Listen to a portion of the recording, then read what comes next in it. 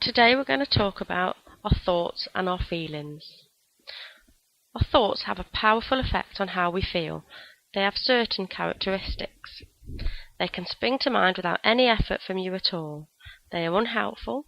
They keep you anxious and make it difficult to change. They are often not true, and they can be difficult to stop. People frequently get confused with thoughts and feelings. For example, I feel as if I'm going to panic. And what that really means is, I think I'm going to panic. Thinking errors. For example, imagine you're thinking about organising a meal. You live by fixed rules, you start fretting about how things ought to be, you're overusing the words like should, must and can't. Everything has to be perfect. You must keep everybody happy. You should keep conversation going, you can't let anyone see that you're nervous, and you should have invited so-and-so or so-and-so, because otherwise they're going to feel bad about you because you didn't invite them. You then start jumping to conclusions, and you're actually trying to predict the future and mind reading. If I invite people to the meal, it's going to be a disaster, and they won't come anyway. If they've not replied to the invitation, they know I'm a bad cook and they don't like me. They will see that I'm anxious and they'll think that I'm strange. You can also start personalising this, so you start blaming yourself for something which isn't even your fault. For example, somebody else spills a drink. It's your fault. You shouldn't have given them that drink. You've now caused them to be embarrassed in front of others. Other people disagree, and it's my fault, and I have to sort it all out. Then there's all or nothing thinking, and where we ignore any middle ground at all. So if your performance falls short of perfect, you pick out a single negative detail and dwell on it. For example, you spill a drink or perhaps burn the potatoes while you're cooking the meal. You've decided the whole evening's ruined, and you're unable to think anything less than this. You start catastrophising the single event, and the whole thing snowballs out of control. For example, I've spilt the drink, I've ruined the evening, no one's going to come to dinner ever again, I've got no friends, I'm going to lose my job, what am I going to do? So then you start disqualifying the positives that you achieve. For example, people thank you for the wonderful meal and ask for seconds during the meal.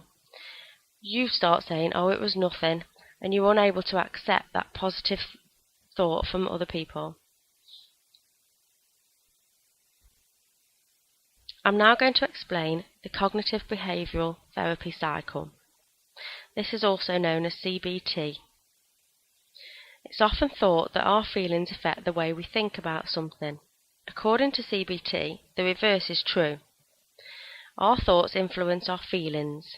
This in turn affects how we behave, which then has an impact on our thoughts.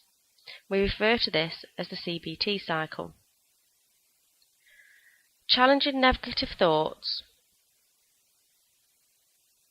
So I'll give you an example of the CBT cycle for you to understand this a bit more. I'm going to the supermarket and I see someone who I'd rather not see. I want to avoid this person. I think, oh no, they're going to see me.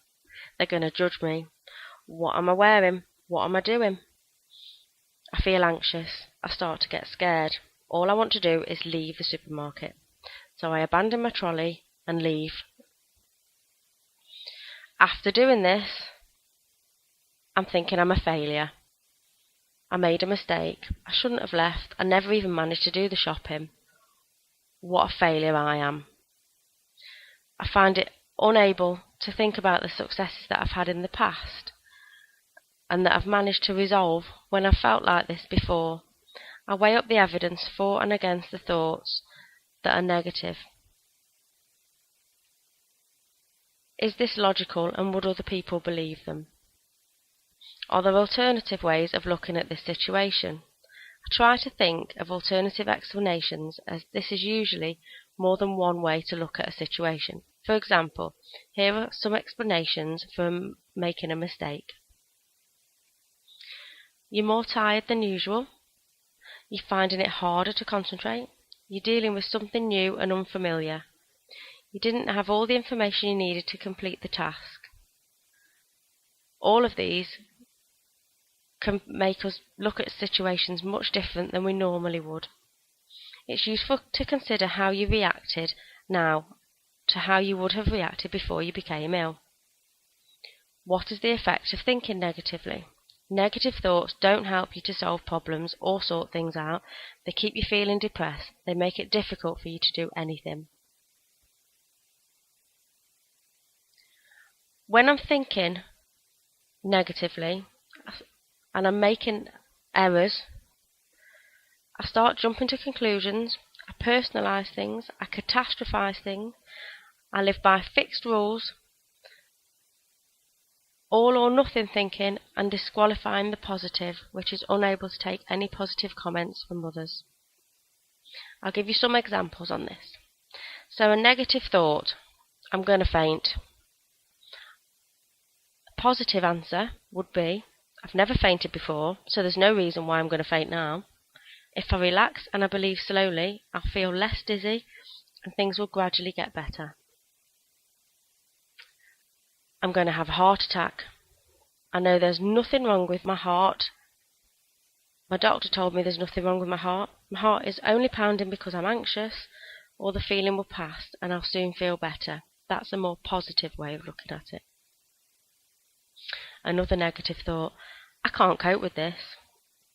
A positive answer would be, I know that it's the only thinking this way that stops me from coping. It may be difficult, but I can cope if I use my relaxation. I slow down and take my mind off these negative thoughts. So we've looked at negative thoughts and how they affect our feelings and in turn affect our behaviour. We've looked at how they can stop us from trying new things or doing things we used to do and enjoy. We've looked at how they can have a huge effect on our self-esteem and our belief system. And we've looked at, when challenged, how they lose their power.